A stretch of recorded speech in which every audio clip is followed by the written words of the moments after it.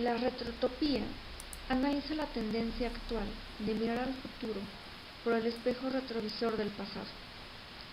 Es una negación de la utopía y, como lo menciona el autor, de la revolución a la nostalgia.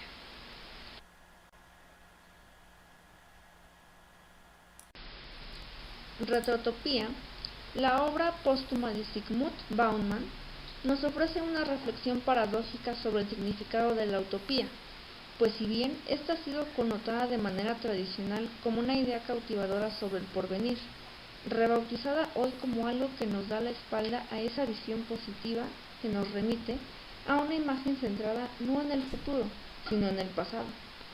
El concepto de retrotopía hace alusión a un lugar imaginario, a donde se llega de regreso, en la búsqueda del equilibrio entre la libertad y la seguridad, aspiraciones que parecen desvanecerse cada vez más.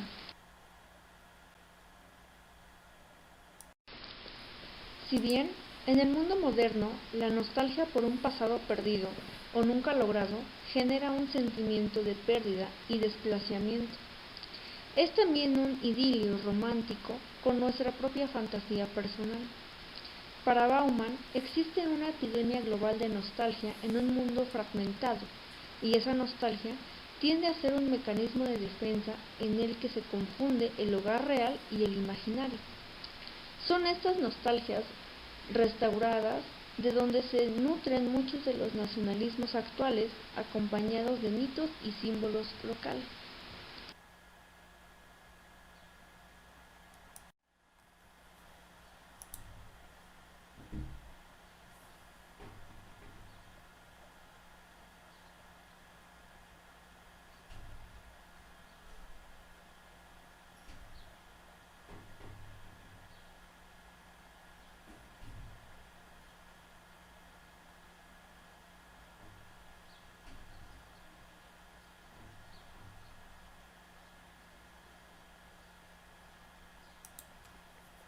Parece que Bauman nos invita a caminar junto al tiempo y a adaptarnos a los cambios que hay dentro de él.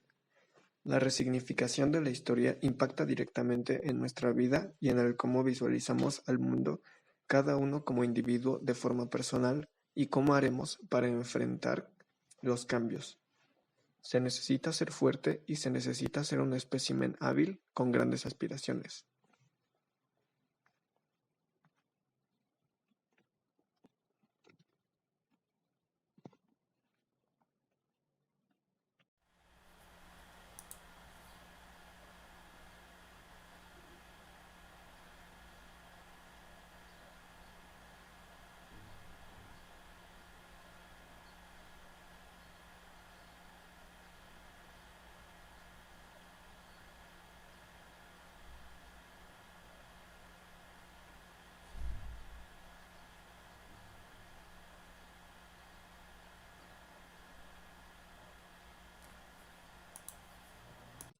Para Bauman, el Estado protector, con un territorio determinado que proporcionaba seguridad y bienestar a los individuos, tal y como lo concebían Hobbes y Max Weber, ya no existe, y ante la pérdida de la protección del Estado y el aumento de la petición de servicios sociales, la mentalidad popular ha comenzado a depositar sus esperanzas en un pasado de vagos recuerdos, y cada vez menos en el futuro.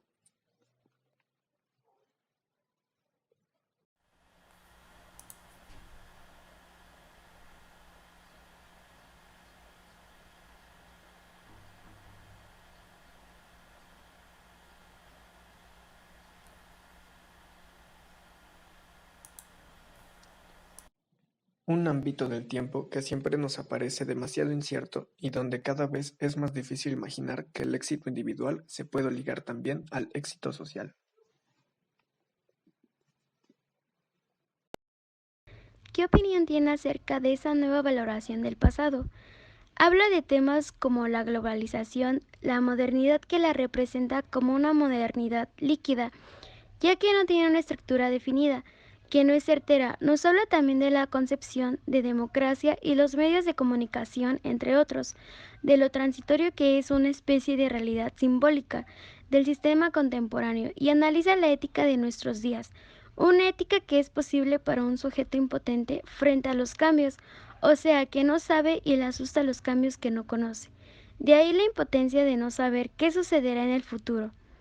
Otro punto del cual nos habla son de aspectos sociales que se dan naturalmente mediante la entidad colectiva que es la sociedad.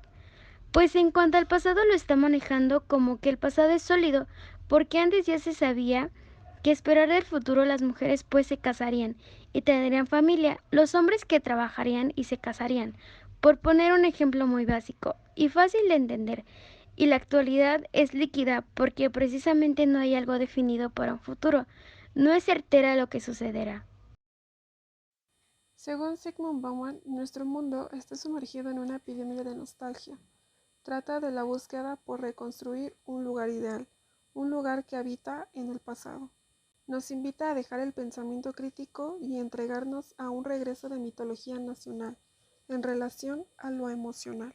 Nos habla sobre que el neoliberalismo trata ahora sobre la violencia en nuestra vida y temor en nuestra política, ya no como tal un protector o cuidador de nuestros bienes. El mundo actual inyecta violencia, limitaciones a nuestras ideas a un mundo mejor. El trabajador es solo un consumidor, es todos contra todos, una lucha de clases según un Levitam. Se busca un sentido de pertinencia en una sociedad formada por individuos. El ser humano ha logrado liberarse de las ataduras morales y potenciar su libertad individual. Las viejas comunidades se han ido sustituyendo por las nuevas redes tecnológicas. Tratamos de pasar la mayoría del tiempo con personas iguales a nosotros, para ello el uso de la red. Tenemos miedo al futuro, por la falta de confianza y mejoramiento. Además, menciona que el futuro es moldeable. Regresamos a un mundo jovesiano, todos contra todos. Se enfatiza la desigualdad entre comunidades y oportunidades. Son dos mundos o culturas distintas. Se confunde una ayuda con lo que es un derecho. Bauman menciona 5 conceptos básicos de importancia en las actuales condiciones humanas: emancipación, individualidad, tiempo-espacio, trabajo y comunidad. El autor aborda dichos temas desde una perspectiva de la sociología e intenta dar respuestas a estas interrogantes. ¿Qué es una sociedad? ¿Cómo se identifica? ¿Qué la compone? ¿Qué relacionan entre los elementos que la componen y el mundo exterior? ¿La sociedad va hacia una modernidad o ya está en ella? ¿Qué es modernidad? ¿Sólida? ¿Líquida? Mediante estas preguntas reflexiona y analiza sobre la complejidad de las nuevas sociedades y la manera de enfrentar el fenómeno de la inmediatez. Él nos menciona que el propósito principal de la modernidad líquida es tratar de responder a estas preguntas, y no es una tarea fácil. Para Bauman, la modernidad líquida es como si la posibilidad de una modernidad fructífera y verdadera se nos escapara entre las manos como agua entre los dedos.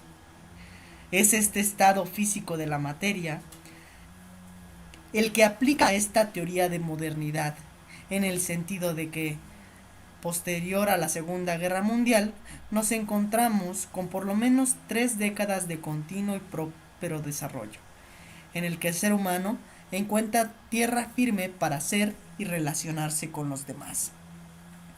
Los tiempos de la modernidad sólida han cambiado, y con ellos la disciplina historiográfica y la concepción contemporánea del pasado.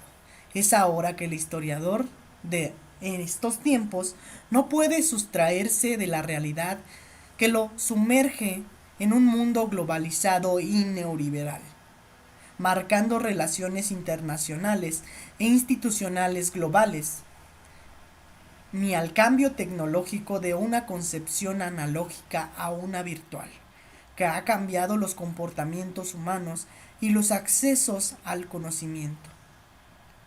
Es preciso que la historia tome conciencia de que la forma de construir el discurso histórico cambia a vistos en esta sociedad del nuevo siglo XXI, y cambiará aún más.